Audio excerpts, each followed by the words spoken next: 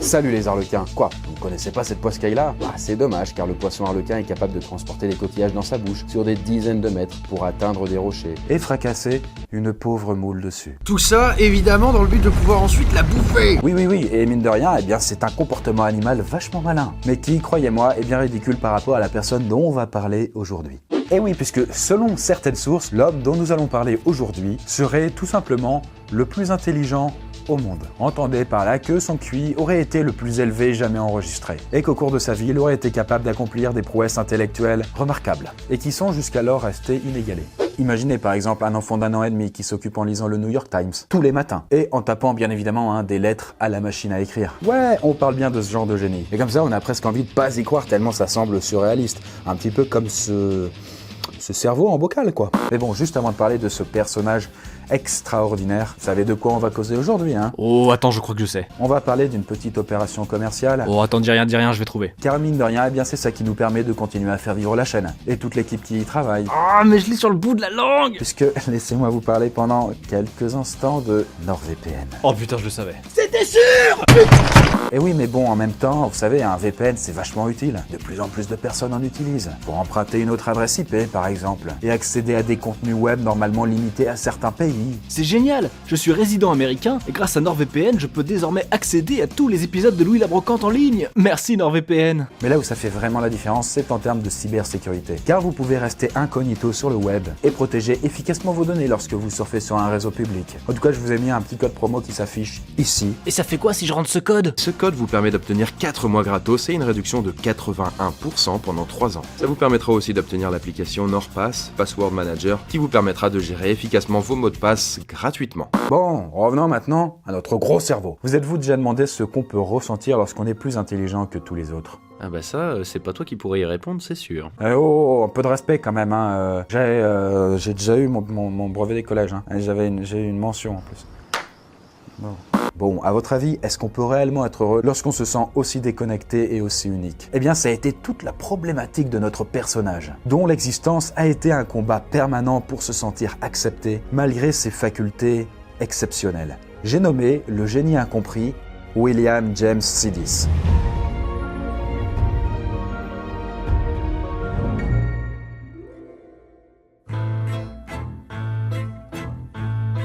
Tout commence en 1898, lorsqu'un couple d'immigrés russes juifs, Du nom de Boris Sidis et Sarah Mandelbaum, venus fuir la persécution aux États-Unis, donne naissance à un jeune garçon prénommé William James. Le père est un psychiatre professeur à Harvard et la mère est un médecin réputé. Bon, pour la faire courte, les deux sont du genre gros intello. Et là, par contre, pour eux, hors de question d'avoir un enfant, ne serait-ce qu'un peu banal. Eux, ce qu'ils veulent, c'est un génie ou rien. Développer au maximum le potentiel de leur enfant, de manière à ce qu'il soit le plus intelligent possible. Oh merde, ça coule! Et s'il avait été con, ils auraient fait comment? Bah, ils ont fait en sorte que ce soit pas le cas en fait. Sarah, sa mère, a mis sa carrière entre parenthèses, je rappelle quand même qu'elle était médecin, donc elle a bouffé des études, pour se consacrer juste à l'éducation de son fils, et son père en a profité pour appliquer ses propres principes d'enseignement et de pédagogie à son foyer. Par exemple, faut savoir que William James n'est jamais allé à l'école. Car oui, ses parents trouvaient le système scolaire inadapté et finalement assez abrutissant. Et bah, le moins qu'on puisse dire, c'est que ces méthodes ont rendu William James vraiment particulier. Imaginez un petit peu, au bout de quelques mois, il prononçait ses premiers mots et il savait utiliser des couverts sans aucune aide. À 1 an et demi, il savait lire et écrire, et d'ailleurs pas n'importe quelle lecture. Oh non. Il lisait le New York Times, s'il vous plaît. Et à 2 ans, il était déjà passé aux classiques de la littérature, comme Homère, et il avait appris le latin. Quoi? Attends, moi j'en ai fait 3 ans, j'y ai jamais rien compris. Ah, mais t'es pas au bout de tes surprises. Parce que à 8 ans, à l'âge où toi tu jouais avec tes Playmobil ou tes Lego, lui il parlait déjà couramment anglais, latin, grec, français, russe, turc et arménien. Et il n'allait pas non plus s'arrêter là quand même. Du coup, 1 an plus tard, il s'est dit... Alors bonsoir, j'ai 9 ans, je suis passionné de linguistique, donc je vais créer ma propre langue. Et il l'a fait quoi. Ça s'appelle le Vandergood. Et c'est une langue décrite par les spécialistes comme étant complète et fascinante. Je rappelle quand même qu'il avait 9 ans. Hein. Et au passage d'ailleurs, c'est aussi l'âge où il passe avec succès les examens d'entrée à Harvard. 3 fois rien puisque c'est tout simplement l'une des meilleures universités au monde. et l'une des plus sélectives. Mais seul petit souci, l'université le refuse, non pas à cause de ses résultats, mais à cause d'une immaturité émotionnelle. Ouais, bon, on peut les comprendre. C'est sûr, mais bon, Harvard a quand même fini par l'accepter l'année de ses 11 ans. Imaginez-vous quand même à 11 ans dans l'une des universités les plus prestigieuses du monde. À l'âge où, normalement, votre préoccupation principale n'est pas d'écrire une thèse, quoi, mais plutôt de jouer à cache-cache, quoi.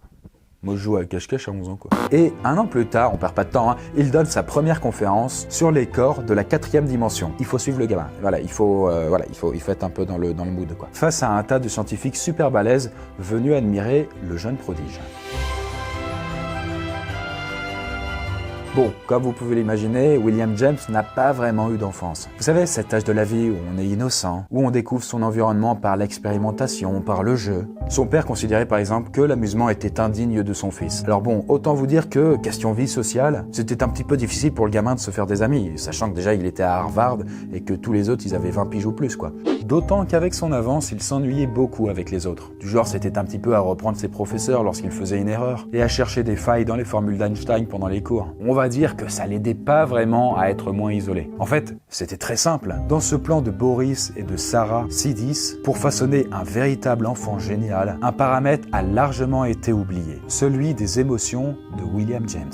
Tout au long de son enfance, son père publie des rapports sur la progression de son fils, un peu comme si sa progéniture était carrément un sujet d'étude, ou une expérience psychologique. Et il a même essayé l'hypnose pour décupler ses capacités. Quant à sa mère, disons qu'elle n'était pas forcément réputée pour sa douceur, et puis pour son amour maternel. De ce que l'on en sait, elle ne s'est jamais montrée vraiment très patiente ou très proche de William James. Et leur rapport était plutôt tendu. Et très rapidement, les journaux et les scientifiques ont été fascinés par cet enfant hors du commun et se sont mis alors à traquer tous ses faits et gestes. La presse a étalé sa vie dans des articles. Et William James est devenu, malgré lui, une sorte de personnalité publique. Tout ça lui pesait, il se sentait un petit peu comme une bête de foire. Et lorsque son QI a été évalué, avec les moyens de l'époque, il a été estimé entre 250 et 300. Et c'est tout simplement le résultat le plus haut jamais enregistré. Mais non, Chris, c'est pas possible que ça monte aussi haut. Déjà parce que la moyenne de QI, c'est 100, et puis qu'Einstein, il avait 150, donc c'est pas possible. En fait, il n'y a pas de limite théorique au QI. Et d'ailleurs, le deuxième résultat le plus haut jamais enregistré est détenu par Terence Tao, un mathématicien chinois avec 230 points. Alors bon, finalement, pourquoi pas les 250 de notre ami William James? Pourquoi pas? Ouais, d'accord, mais attention quand même avec ces chiffres, hein. Ce n'est qu'une estimation et plus aucun document de l'époque ne permet d'affirmer que c'était bien le QI de William James. Ce qui était sûr en tout cas, c'est que c'était bien un prodige. À l'âge de 16 ans, William James Sidis est professeur de mathématiques à l'université d'Harvard, évidemment. Excusez du peu, quoi. Mais ça n'est pas lui qui a choisi ce métier. Non, ce sont ses parents qui l'y ont forcé. Encore et toujours eux, prêts à tout pour faire rentrer leur fils dans l'histoire. Et en parallèle, il poursuit des études de droit. Et c'est à ce moment, alors qu'il est encore si jeune, que sa vie prend un tournant inattendu et tragique. Je pense qu'on pourrait tous imaginer que quelqu'un d'aussi brillant devait forcément connaître une vie facile. Obtenir un emploi formidable, faire des découvertes remarquables, inventer quelque chose de crucial pour l'humanité, guérir le cancer, le sida, les hémorroïdes. Bon, ce genre de truc quoi. Dans le cas de William James, rien de tout ça, puisqu'il n'a terminé aucun de ses cursus d'études. En gros, il a fait une sorte de burn-out à 17 ans, et d'un coup, il a décidé de quitter son travail et de tout plaquer. Bon, faut dire que quand t'es plus jeune que tes élèves, ça peut être un peu compliqué. Il paraît même qu'à ses 16 ans, ses parents continuaient à l'habiller comme un enfant de 12 ans. Super pour la crédibilité du prof, quoi. Dans tous les cas, la pression était beaucoup trop intense pour qu'il puisse la supporter. Et pour vous dire, certains journalistes allaient jusqu'à le suivre à la trace sur le campus. Toujours est-il qu'il a laissé aussi tomber ses études. Et qu'à partir de ce moment, il va décider de détruire l'image de génie qu'on lui a collée à la peau. Comme s'il voulait se fuir lui-même ainsi que sa propre intelligence. Ça s'appelle l'autodestruction, ça, non? Autodestruction, ouais. Et ça peut faire de sacrés dégâts. En 1919, il a maintenant 21 ans et se retrouve arrêté par les forces de police. Il s'était mis à vendre de la coke, c'est ça? Non mais c'était sûr que ça allait mal finir. Voilà, mais c'était sûr en fait! Pas du tout, pas du tout. Il adorait la politique. En fait, il tentait tout simplement de recruter des jeunes pour une manifestation communiste. Et sachez qu'à l'époque, la Première Guerre mondiale venait de s'achever. Les tensions au sein du pays étaient encore palpables. Les communistes étaient vus comme des subversifs dangereux par la majorité de la population, d'autant que les manifestations tournaient parfois au vinaigre et causaient des violences. On appelle même cette période la peur rouge. Mais William James ne l'entendait pas de cette oreille. Et même si ses parents ont fait des pieds et des mains pour lui éviter un passage en tôle, il ne s'est pas arrêté là et a récidivé. Il a harangué les foules pour... c'est quand même marrant. En fait, il a harangué les foules pour les inciter à se rebeller contre le système. En gros, c'était devenu une sorte d'électron libre de plus en plus incontrôlable. Tu sais à quoi ça me fait penser? Non, dis-moi. Eh ben on dirait qu'il fait sa crise d'ado en fait.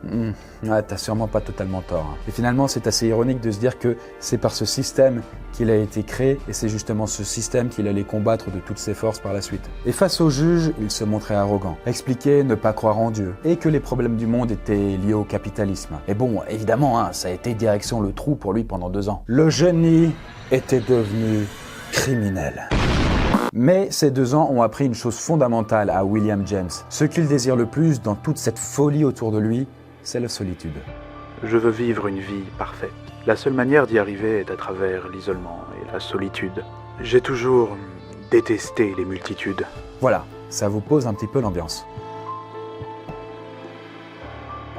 À sa sortie de prison, William James prend une décision très importante. Hors de question pour lui de continuer à se faire traquer par cette putain de communauté scientifique. Ouais, je sais pas ce qui m'a pris. La gloire et les lauriers, très peu pour lui. Tout ce qu'il veut, c'est qu'on lui foute la paix. Just leave me alone, you know what I mean? Et pour ça, il décide de changer de nom et de redevenir un anonyme. Il coupe toute relation avec ses parents, mais ceux-ci s'acharnent à le retrouver. En même temps, vous comprenez, je veux dire, ils ont trop investi dans ce gamin, quoi. Voilà, le cobaye ne doit pas s'échapper de l'expérience. Tout comme finalement les journalistes qui le traquent en permanence. Putain, mais quand est-ce qu'on va le laisser tranquille, le gars? Ah bah ça, faites-lui confiance, il va tout faire pour.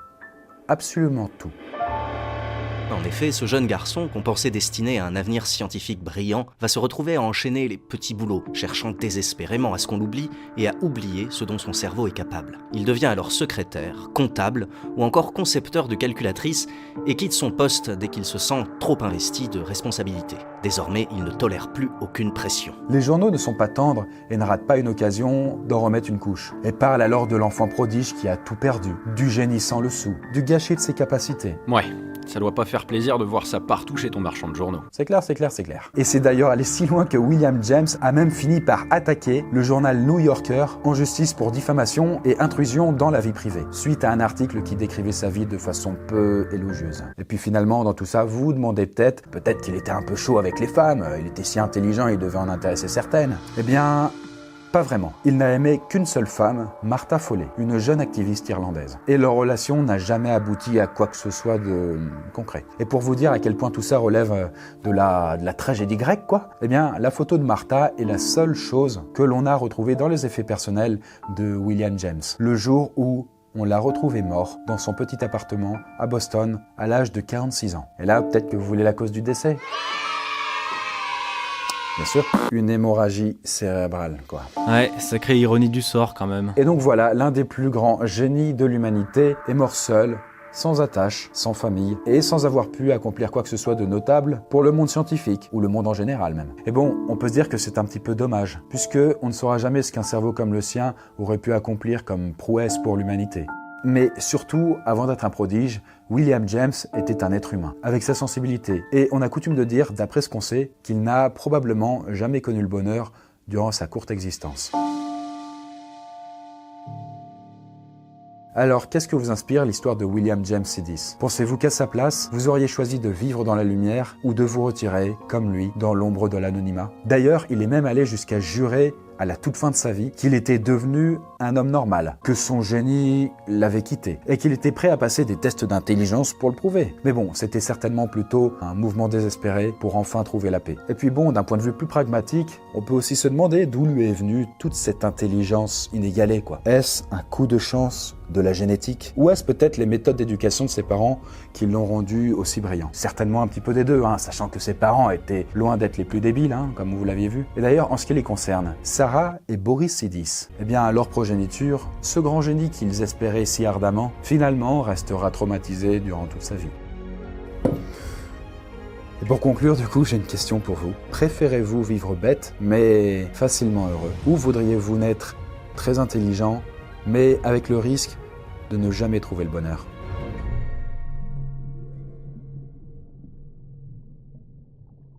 Comme Homer, et il avait appris le lapin. Le lapin. La langue du lapin. Le lapin. Ça n'a pas de sens. Attendez. Et il avait appris le lapin.